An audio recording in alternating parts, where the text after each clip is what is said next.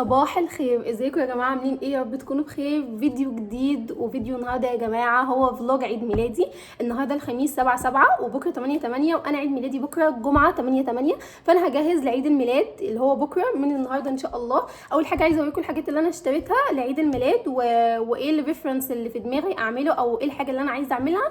وبعد كده بقى هنشوف هنعمل ايه في اليوم النهارده. بس انا عايزه اروق البيت كله النهارده، يعني انضفه تنظيفه كويسه عشان بكره يبقى البيت نظيف على قد بس هنعلق الزينه وهنلبس وهنحط ميك اب مع بعض. فعايزه يبقى البيت كله نضيف النهارده. وتاني حاجه هعمل اكل اليومين، يعني هعمل اكل للنهارده وبكره يكفي النهارده وبكره، عشان اكيد مش هبقى فاضيه بكره ان انا اعمل اكل. عايزه اوريكم بس المشتريات اللي انا جبتها لعيد الميلاد، وبعد كده هنشوف اليوم هياخدنا على ايه. عايزه اوريكم الاول الهديه اللي جت لي من جوزي. وطبعا انتوا خمنتوا ان هي مجات، يعني ده طبيعي لان دي اكتر حاجه انا بحبها في حياتي، وهو عارف ان انا بحب المجات فاشتري لي مجات.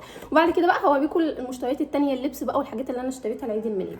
اول حاجه اول مج ده وتحفه. عارفين المجات التحفه؟ هو ده تحفه. بصوا يا جماعه، بصوا بجد، المفروض ان ده مج، المفروض ان ده مج. شايفين؟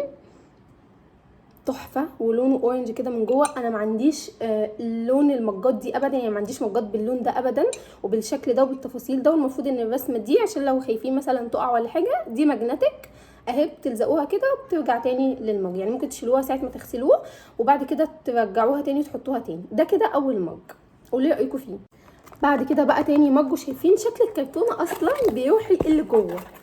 ده كده شكل المج. وده مجات شي ان، شايفين شكله تحفه ورقيق ازاي، خطير. اكتر حاجه بحبها في حياتي، الناس بتحوش فلوس وانا بحوش مجات. تحفه يا جماعه. المج الخطير ده انتوا شايفين هو عباره عن قلب كده، يعني مج على شكل قلب وفيه الشلموس الصغنن بتاعه ده. والمفروض ان احنا هنحط الحاجات من هنا ونشرب. هنحطها ازاي ما عنديش فكره بصراحه، بس انا شارياه علشان اتصور بيه، يعني عشان التصوير بقى امسكه في ايدي كده وانا بتصور. فهو شكله حلو قوي، ولكن لو هشتريه في الايام العاديه طبعا ما كنتش هختار ولا هشتريه، بس انا شارياه علشان التصوير بس. خلصنا بقى من المجات، هنركنهم على جنب كده. وبعد كده بقى هوريكم انا اشتريت ايه لعيد الميلاد ذات نفسه، او للسيشن اللي انا هعمله بكره. اول حاجه بصوا اللي هيطلع في ايدي على طول بالترتيب كده. اول حاجه اشتريت الضوافر دي، شكلها تحفه وخطير. انا مش عارفه ليه مش باينه، بس هي فيها جليتر كده ولونها رصاصي. بعد كده بقى اشتريت ايه، ده الصاروخ اللي هلزق بيه الضوافر علشان ما تتحركش من مكانها طول السيشن. بعد كده بقى ده الرقم، المفروض ان انا جايبه رقم 20، يعني وانا هتم ال21، يعني لحظه ادراك انه انا اصلا مش عارفه انا عندي كام سنه، فانا جبتها 20. فهبدل بقى رقم 0 ده هروح ابدله برقم 1. بعد كده اشتريت البتاع ده المفروض ان هو فوق كده مكتوب عليه هابي بيرث داي اهو. والمفروض ان هو بيتلبس كده، شكله تحفه، شكله خطير يا جماعه، تحفه. وهو فيه زي جليتر كده فشكله حلو قوي قوي. وبعد كده جايه معاه البتاعه دي المفروض ان هي يعني بتتحط كده كده. ثواني هوريكم، المفروض ان هي بتتحط كده. فانا مش حباها بصراحه، انا كنت شارياها علشان البتاع ده، بس هما بيجوا باكت مع بعضها، يعني مش ينفع تاخدي واحد لوحده، فانا اشتريتهم الاثنين مع بعضهم عادي. ده رقم 0 اللي انا بقول لكم عليه، هبدله بواحد. انا مش عارفه ازاي، انا مش عارفه انا عندي كام سنه. المهم ده بقى اشتريت الستاره اللون ده علشان سيم العيد ميلاد كله هيبقى بينك اصلا. وبعد كده اشتريت الكلمه دي اللي مكتوب عليها هابي بيرث داي، وما لقيتش منها لون بينك فقلت خلاص هجيب فضي.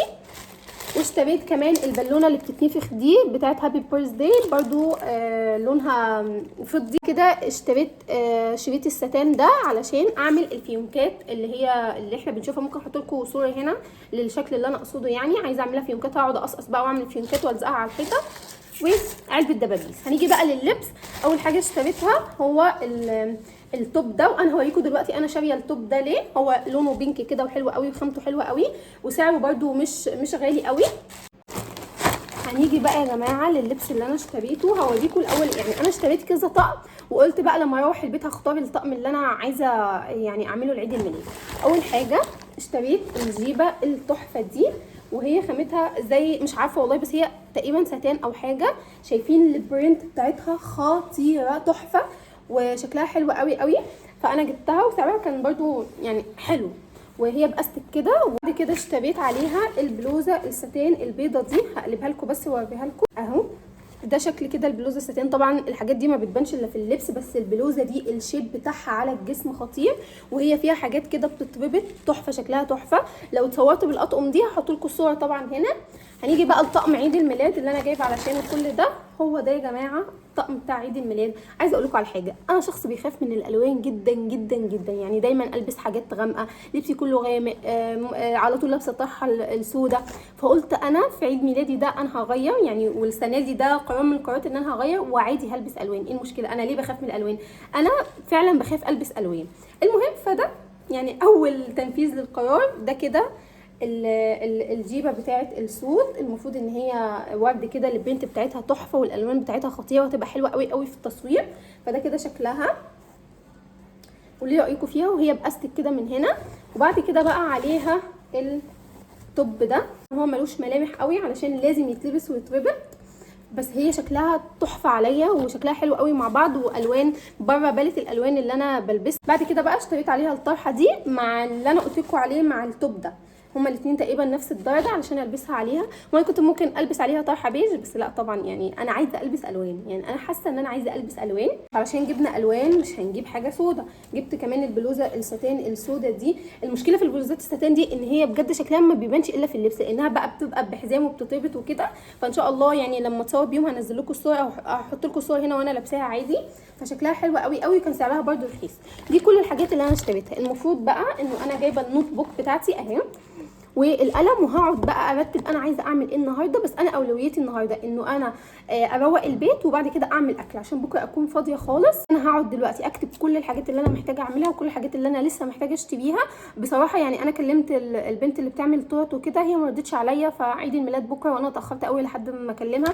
ممكن مثلا اجيب تشيز كيك بما ان دي اكتر حاجه بحبها اتصور بيه عادي، احط فيه الشمعه واتصور بيه، او ممكن اجيب مولتن كيك زي ما الناس بتعمل كده. فمش عارفه لو هي ردت عليا ممكن اقول لها تعملها لي عادي لو هتلحق تعملها بكره، ولو ما ردتش عليا زي ما قلت لكم انا هجيب تشيز كيك وهتصور بيه عادي، ما عنديش مشكله. قوم بقى ارص كل الحاجات دي في اماكنها، وبعد كده بقى هنشوف هنكمل اليوم مع بعض.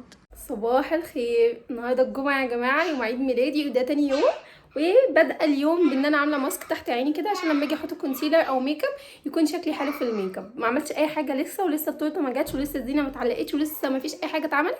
فهشارككم بقى كل حاجه، ويلا نعمل الزينه سوا بسرعه لان انا متاخره قوي. الساعه دلوقتي حوالي 1:30 وانا لسه ما عملتش اي حاجه خالص. يلا بينا بقى يا جماعه نعمل الديكوريشن سوا. ده حيطه عندي كده فاضيه خالص، فقلت هي دي الحيطه اللي انا اخترتها اعمل فيها الديكور علشان فيها زي ليد كده او سبوتات فشكلها حلو قوي.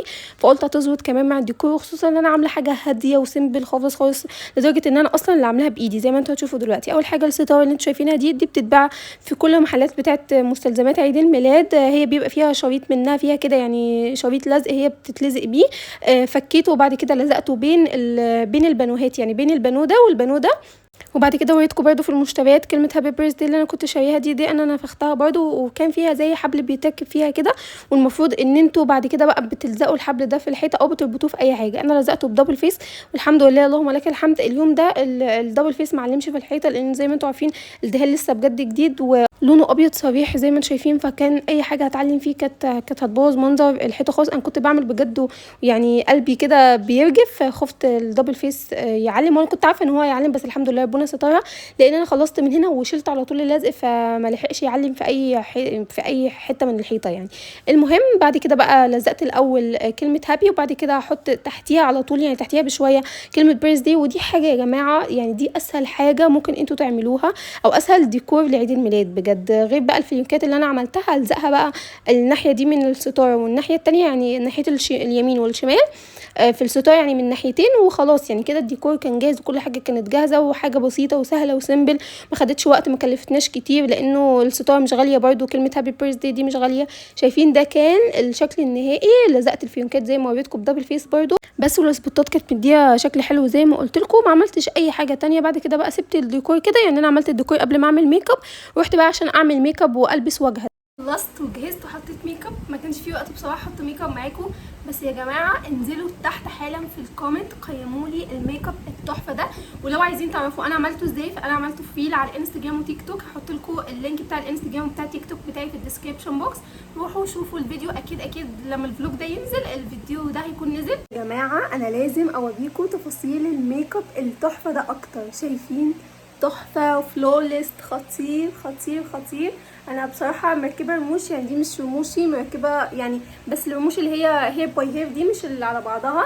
فانا مغرمه بميك اب النهارده بقى. البس وارجع لكم نشوف هنعمل ايه بعد كده. يا جماعه لا يا جماعه، شوفوا لي الميك اب. انا اول مره اعمل ميك اب فلوليس وتحفه كده، شايفين؟ خطير خطير خطير. ده كان الفاينل لوك يا جماعه. لبست زي السوت كده، جيبه، بس هي سوت جيبه وعليها البلوزه بتاعتها كلهم نفس البرنت مع بعض. لبست تحتيها اللي هو اندر شيرت او بيزك لونه بينكي كده. اخترت اللون البينك علشان بصراحه يعني انا حد بيخاف من الالوان قوي قوي قوي، فانا قررت يعني ان شاء الله يعني اول ما اتم ال 21 سنه او في عيد ميلادي ده انا هبدا السنه بان انا هلبس الوان، لان انا لبسي كله غوامق، والغوامق بصراحه ما بتبقاش حلوه عليا، الالوان احلى بكتير. فانا النهارده قررت ان انا هلبس يعني فواتح، واللوك كان جريء بجد قوي قوي. يعني اللوك ده كان عايز له حاجه تكسره زي طرحه بيج كده، بس انا قلت اخترت ان انا هلبس طرحه بينك وبيزك لونه بينك زي ما انتم شايفين. هنا بقى كان التورته جت وكانت حاجه سيمبل بقى، يعني التورته كانت سيمبل خالص، ما فيهاش اي تفاصيل، ما فيهاش اي حاجه. كانت اوف وايت او بيضه كده من بره، وعليها ورد بعجينه السكر وخلاص. على كده كنت طالباها من بره وجت على طول، جت بعد ما لبست، يعني هي جت بعد ما لبست على طول. فقلت افتحها معاكم واوريها لكم، كان شكلها حلو، كان طعمها تحفه. خلصنا بقى البارتي اللي كانت في البيت، واحتفلنا انا واهلي وجوزي، واكلنا التورته وكده، ولملمت البيت كده سريعا. وبعد كده بقى لبست، غيرت اللبس اللي انا كنت لابساه، ولبست طقم تاني اللي انا وريته لكم في المشتريات، علشان طلعنا نحتفل بره بقى في كافيه كده. الفايبس بصراحه كان تحفه قوي، واللي ظبط اليوم بجد يوم عيد الميلاد ان احنا خرجنا وطلعنا بره وتصورنا برده في المكان ده، وطلبنا مولتن كيك وكتبوا لي عليه هابي بيرث داي، وطلبت كمان موهيتو، لان انا اي مكان بروح فيه بطلب فيه موهيتو، بس بصراحه اللي بعمله في البيت احلى بكتير. كورونا ابقى اعمل معاكم الوصفه، وصفه الموهيتو اللي انا بعملها الفتره دي في البيت، بيبقى طعمه احلى بكتير من الكافيهات. انا جربته في كذا كافيه لحد دلوقتي. انا بقى كنت اخده ال 21 معايا، كنت اخده الطوق ده لان انا ما تصورتش بيه في البيت، فاخدته معايا بقى، قلت هتصور بيه يعني. وهنا كنت بجرب الموهيتو بقى.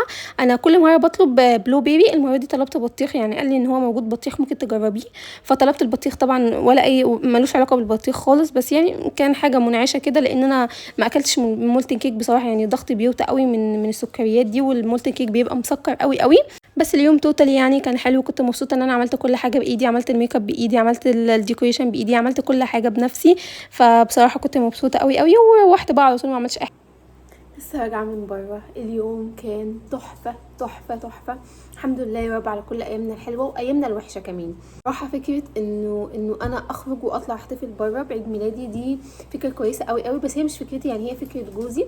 هو اللي قال لي يلا نطلع بره، يعني ياخد الحاجه، لان انا كنت نسيت اتصور بالطوق بتاع العيد ميلاد ده، فقال لي يلا هناخده وهنطلع نتصور ومعرفش ايه ونغير جو كده. وبصراحه كانت فكره خطيره خطيره. انا ما كانش في دماغي بصراحه ان انا اخرج بعد اللي انا عملته في البيت، لان انا تعبت قوي قوي النهارده، وتعبت امبارح في ترويق البيت وفي عمايل الاكل، فتعبت قوي بصراحه. وكنت عامله امبارح زي ما قلت لكم اكل لامبارح والنهارده، علشان النهارده ما كانش عندي وقت خالص، النهارده الجمعه اصلا والوقت بتاع الجمعه قصير، فما كانش عندي وقت ان انا اعمل اي اكل. المهم الحمد لله الحمد لله في اخر اليوم انا مبسوطه بوجود اهلي جنبي وبوجود جوزي جنبي. انا مبسوطه قوي قوي، هم اللي هونوا عليا، وهم اللي كانوا جنبي، وهم اللي جنبي في اي وقت وفي كل وقت.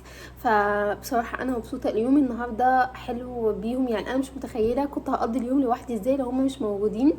فالحمد لله يعني على اليوم الحلو النهارده بكل تفاصيله، انا مبسوطه قوي قوي. اعتقد يا جماعه ان انا مش هعمل حاجه في اليوم تاني، هلملم بس الشقه كده سريعا وبعد كده هنام. هقفل معاكم الفيديو لحد هنا. ادعوا لي دعوه حلوه، ادعوا لي اكون كويسه على طول، واشوفكم ان شاء الله في فيديو جديد على خير. باي باي.